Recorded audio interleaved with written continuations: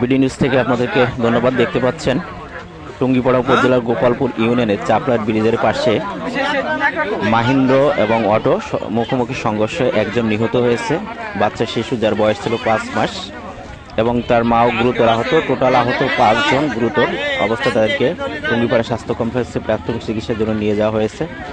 তো মূলত এই মাহিন্দ্র ড্রাইভারটা রং সাইড থেকে আসছিল, অটোটারে মেরে দিচ্ছে। এই মাহিন্দ্র ড্রাইভারের নাম হচ্ছে ইনামুল, এবং অটো ড্রাইভারের বাড়িও বর্ষাপাড়, এবং সবাই খুব গুরুতর আহত অবস্থায় আছে। তাদেরকে বিভিন্ন হসপিটালে নেওয়া হয়েছে। দেখতে পাচ্ছেন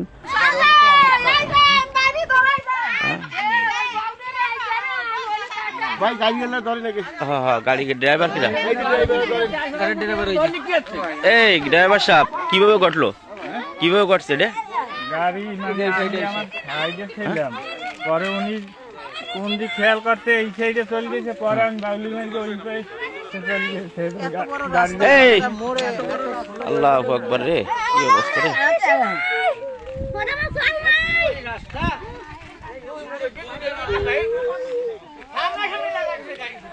এই ব্যান কার? ব্যান নিয়ে হসপিটালে চলেন, সবাই ওঠেন। কি অবস্থা রে।